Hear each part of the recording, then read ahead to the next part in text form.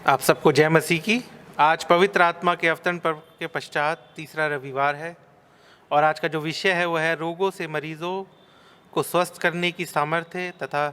पापों को क्षमा करने का अधिकार प्रभु यीशु मसीह ने कलीसिया को दिया है। और आज का जो लेसन है या जो आज का पाठ है वो हम पढ़ेंगे मरकुस रचित सुसमाचार उसका 2 बाब 1 से 12 आयत तक। वहाँ इस प्रकार लिखा है, कई दिन के बाद वह फिर कफरनहूम में आया और सुना गया कि वह घर में है। फिर इतने लोग इकट्ठा हुए कि द्वार के पास भी जगह नहीं थी और वह उन्हें वचन सुना रहा था। और लोग एक लकवे के रोगी को 4 मनुष्य से उठवाकर उसके पास ले आए, परंतु जब वह भीड़ के कारण उसके निकट ना पहुँच सके तो उन्होंने उस छत को जिससे वह नीचे वह था खोल दिया और जब वह उसे उधेड़ चुके तो उस खाट को जिस पर लकवे का रोगी पड़ा था लटका दिया। यीशु ने उनका विश्वास देखकर उस लकवे के रोगी से कहा, हे पुत्र, तेरे पाप क्षमा हुए। तब कई शास्त्री जो वहाँ बैठे थे अपने अपने मन में विचार करने लगे, यह मनुष्य क्यों ऐसा करता है? यह तो परमेश्वर की निंदा करता है। परमेश्वर को छोड़ और कौन पाप क्षमा कर सकता है? यीशु ने तुरंत अपनी आत्मा में जान लिया कि वह अपने मन में ऐसा विचार कर रहे हैं और उसने कहा, तुम अपने अपने मन में विचार क्यों करते हो? सहज क्या है, क्या लकवे के रोगी से ये कहना कि तेरे पाप क्षमा हुए, या फिर ये कहना कि उठ अपनी खाट उठाकर चल फिर? परंतु जिससे तुम जान लो कि मनुष्य के पुत्र को पृथ्वी पर पाप क्षमा करने का भी अधिकार है, उसने उस लकवे के रोगी से कहा, मैं तुझसे कहता हूँ, उठ अपनी खाट उठाकर अपने घर चला जा। वह उठा और तुरंत खाट उठाकर सबके सामने से निकलकर चला गया। इस पर सब चकित हुए और परमेश्वर की बड़ाई करके कहने लगे, हमने ऐसा कभी नहीं देखा। तो आज का जो हिस्सा है ये हम सबको इसके बारे में मालूम है, हम अच्छे से इस हिस्से से वाकिफ़ हैं, इस घटना से वाकिफ़ हैं। और इसमें हम ये देखते हैं कि जो कुछ लोग एक लकवे के रोगी को लेकर यीशु मसीह के पास आए और जब उन्हें पता लगा कि यीशु मसीह कफरनहूम में है और वो उसको उनके पास लेकर आए, तो जो उनकी ये हम कह सकते हैं जो उनका एक कार्य था या उनकी जो गवाही थी वो हमारे सामने, मसीहों के सामने और कलीसिया के सामने कुछ एग्ज़ाम्पल हमारे लिए बताती है, कुछ एग्ज़ाम्पल सेट करती है, जिससे हम एज ए कलीसिया या एज ए इंडिविजुअल हम सीख सकते हैं कि किस प्रकार से जो यीशु मसीह ने हमें रोगियों को स्वस्थ करने का और पापों को क्षमा करने का जो सामर्थ्य है वो हमें कलीसियाई रूप में कैसे दिया है। तो इसमें हम सबसे पहली चीज़ जो एग्ज़ाम्पल हम देखेंगे कि उनको उस व्यक्ति की चिंता थी। वो व्यक्ति जो लकवे का रोगी था, हम नहीं जानते उसके बारे में, हमें उसका नाम तक नहीं यहाँ पे पता। हम ये भी नहीं जानते कि वो कितने समय से लकवे का रोगी था, कितने समय से वो उस बीमारी की स्थिति में था, और जो लोग लेके आए थे वो लोग भी कौन थे, उसके दोस्त थे, पड़ोसी थे या रिश्तेदार थे। लेकिन हम ये देखते हैं, हम ये जान सकते हैं कि वो जो लोग थे वो उस व्यक्ति के प्रति उनके मन में स्नेह था, प्रेम था, चिंता थी, इसलिए वो उस व्यक्ति को लेकर यीशु मसीह के पास उन्होंने ये सोचा कि उसको यीशु मसीह के पास लेके जाना है। और जब उन्होंने सुना कि यीशु मसीह कफरनहूम में है और वो एक घर में है, घर वो शायद पतरस का ही घर होगा जहाँ पे वो यीशु मसीह पहले भी ठहरे थे, और वो उस घर पे वहाँ पे रुके हुए हैं, तो वो तुरंत उन्होंने उस व्यक्ति को ले जाने के बारे में सोचा। तो हम यहाँ देखते हैं कि एक तो वो व्यक्ति जो लकवे का रोगी था, कितने समय से वो बीमार था हम नहीं जानते, और वो कुछ नहीं कर पा रहा था, उसका जीवन एक तरह से थमा हुआ था। लेकिन उसको एक मौका मिला, और वो मौका कैसे मिला? उसके जो लोग थे, उसके आसपास के लोग थे, उसके रिश्तेदार थे या जो उसको जानते थे, वो उसके प्रति उनके मन में चिंता थी और वो उससे प्रेम करते थे, स्नेह था उनके मन में, और वो सचमुच दिल से चाहते थे कि वो ठीक हो जाए। तो उन्होंने ये योजना बनाई और वो उस व्यक्ति को ले जाने के लिए उन्होंने जब ये योजना बनाई, तो हम ये कह सकते हैं कि वो व्यक्ति जो लकवे का रोगी था वो अपने आप को मन ही मन आशीषित सोच रहा होगा, क्योंकि उस समय जब कोई ऐसी बीमारी होती थी, जब कोई, तो उसको सीधा उसके पापों के, व्यक्ति के पापों से उसका मिलान कर दिया जाता था। लोग एकदम बोलते थे ये अपने पापों की सज़ा पा रहा है। उस समय की ये सोच होती थी, और जो लोग थे वो उस व्यक्ति के प्रति इतना प्रेम भाव नहीं रखते थे, तो लेकिन इस व्यक्ति के जो खुशकिस्मत था, उसको इसको प्रेम करने वाले लोग थे, उसकी चिंता करने वाले लोग थे, और जो सचमुच में चाहते थे कि वो चंगाई पाए।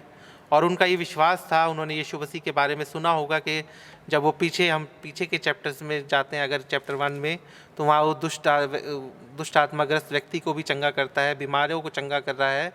तो उन्होंने ये सब बातें सुनी होगी और उनको ये लगा होगा, कोढ़ी को चंगा करा कि यीशु मसीह शायद इसको भी चंगा कर दे, और उसी विश्वास के साथ वो उसी लेके यीशु मसीह के पास आने के लिए उन्होंने सोचा। फिर हम दूसरा जो उनके प्रेमपूर्ण चिंता के अलावा जो दूसरा उदाहरण हम देखते हैं, जो जिससे हम सीख सकते हैं, वो ये है कि वो सहयोग, उनके आपस में सहयोग था,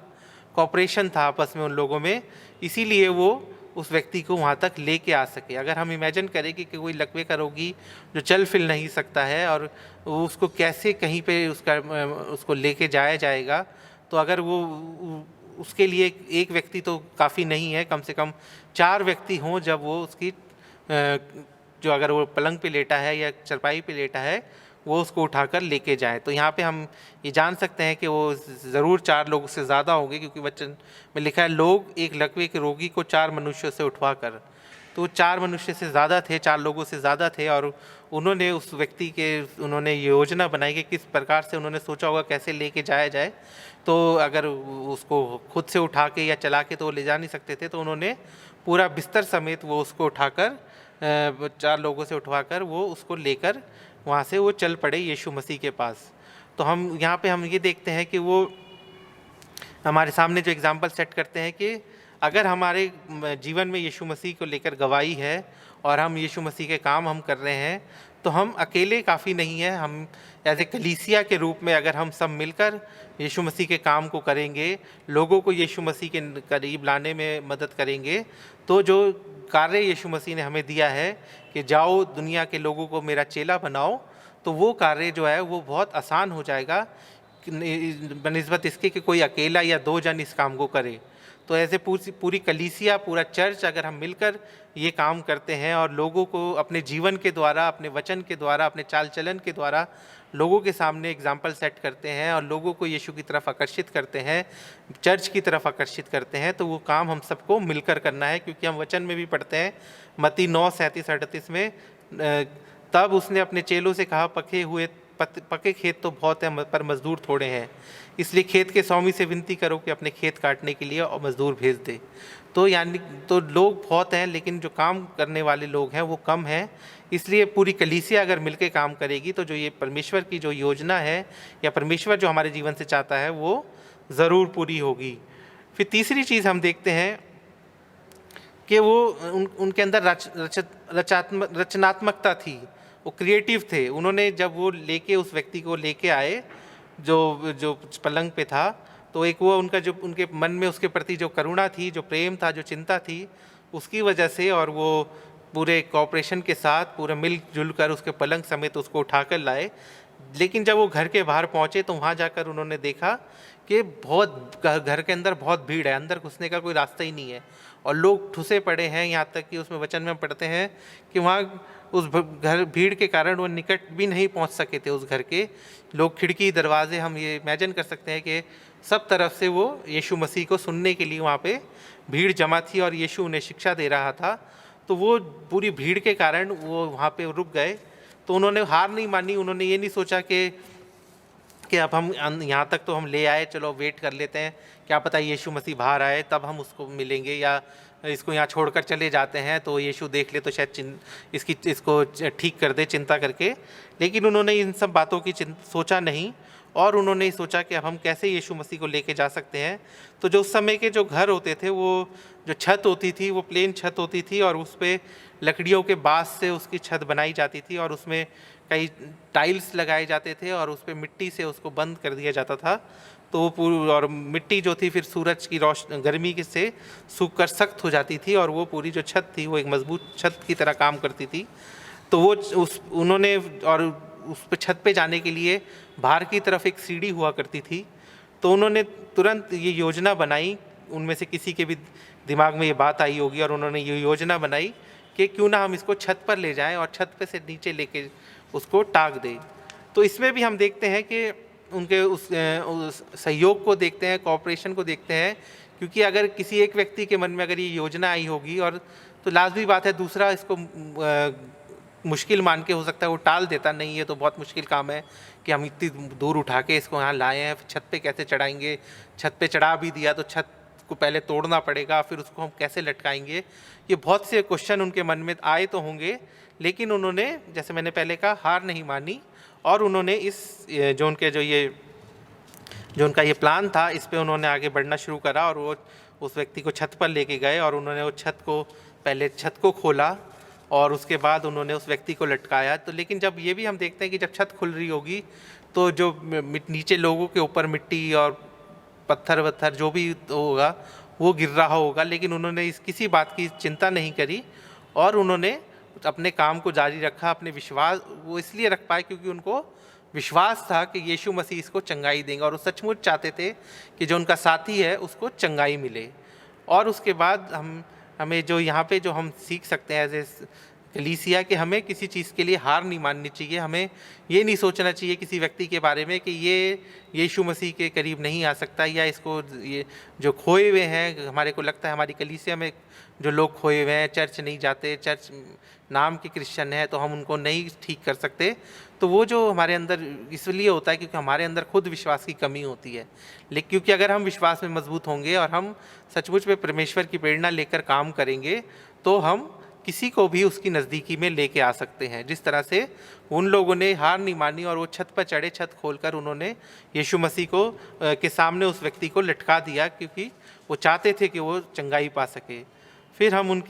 इसके लिए उनकी कमिटमेंट की भी हम एग्जाम्पल्स देखते हैं कि वो कमिटेड थे, इसीलिए वो छत पर चढ़े, छत को खोला और यीशु मसीह के सामने लटका दिया। और उनकी इन्हीं बातों को लेकर यीशु मसीह ने जब ये कहा कि यीशु ने उनका विश्वास देखकर उस लकवे रोगी से कहा, हे पुत्र तेरे पाप क्षमा हुए। तो यहाँ पे जो चीज़ पाप क्षमा करने का जो अधिकार हम देखते हैं यीशु मसीह के पास है। यीशु मसीह जो परमेश्वर का पुत्र था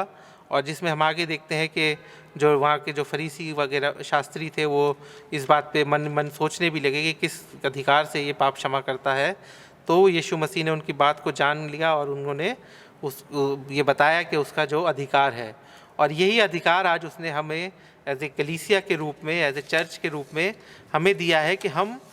लोगों को उसकी नज़दीकी में लेके आएँ, हम लोगों के लिए दुआ करें तो लोग अपनी अपनी तकलीफ़ों से चंगाई पाएँ, छुटकारा पाएँ। और जैसे कि हम पिछले दिनों में एज ए कलीसिया हम लोग ने कितना दुआ करी लोगों के लिए जो कोविड से परेशान थे, कोविड से ग्रस्त थे, उन लोगों के लिए हमने कलीसियाई रूप में दुआएं करी और बहुत से लोगों को लेकर परमेश्वर ने हमारी दुआओं को सुना, उन्हें चंगाई दी।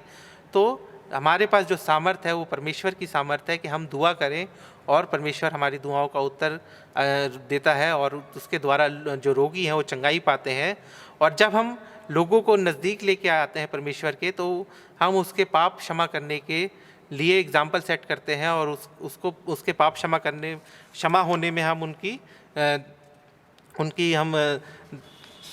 मदद करते हैं, क्योंकि हम उनको यीशु परमेश्वर के पास लेके आते हैं, उनको रियलाइज़ करवाते हैं कि वो जो यीशु परमेश्वर से दूर थे और जो उनके जीवन में पाप था वो सब उसी वजह से वो परमेश्वर से दूर थे और वो उससे जब पश्चाताप करते हैं तो वो उनको माफ़ी देता है। तो एज ए कलीसिया, एज ए इंडिविजुअल हम सबका काम है कि हम सब परमेश्वर, अगर हमने परमेश्वर के वचन को हम जानते हैं, उसके सुसमाचार को हम जानते हैं, तो उसको हम अंदर लिए नहीं बैठे रहें। जिस प्रकार से वो जो उसके जो लकवे के रोगी के जो दोस्त थे जो उसको लेके आए थे, वो लोग भी ये जानते थे कि यीशु मसीह चंगाई दे सकता है, लेकिन अगर वो भी थोड़ा आलस कर जाते और वो भी सोचते कि अरे कौन उठा के वहाँ तक लेके जाएगा, कौन उसको वहाँ पहुँचाएगा,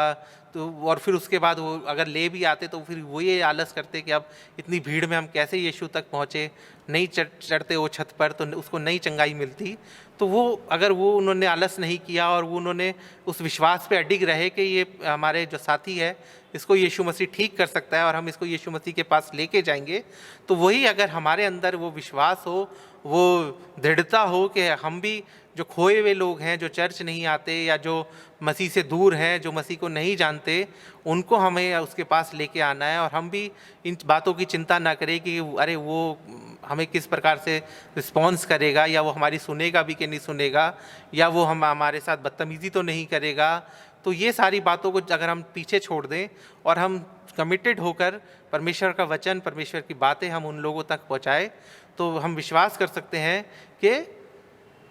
उनमें से सब नहीं तो कुछ लोग तो परमेश्वर के पास आएंगे। और वही परमेश्वर हमारे जीवन से एज ए कलीसिया चाहता है कि हम लोगों के उसकी सामर्थ्य में होकर हम काम करें, और जो मरीज़, जो लोग जिनको दुआओं की ज़रूरत है, उनके लिए हम दुआ करें, और जो परमेश्वर से दूर हैं, पापों में घिरे हुए हैं, उनको परमेश्वर की नज़दीकी में लाकर उनके पापों की क्षमा प्राप्त करने में उनकी मदद करें। तो हम सब मिलकर एज ए कलीसिया ये काम कर सकते हैं, और परमेश्वर भी हमारे जीवन से यही चाहता है। इसी योजना से उसने हमें इस धरती पर भेजा है कि हमारे जीवन दूसरों के लिए एग्जाम्पल बने, दूसरों को हम परमेश्वर की नज़दीकी में लेके आएँ।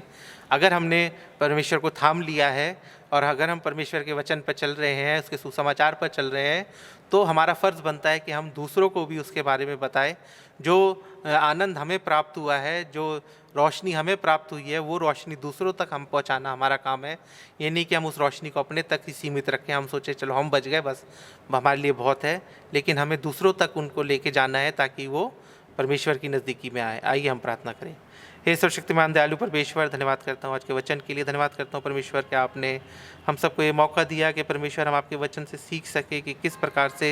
एक मसीह जीवन होना चाहिए, और परमेश्वर किस प्रकार से हमें आपके लिए काम करना है। तो हम सबको सामर्थ्य दीजिए, हम सबको अपने कामों में परिपूर्ण कीजिए परमेश्वर, ताकि हम आपके काम बगैर किसी डर के, बगैर किसी खौफ के और विश्वास में होकर करें परमेश्वर।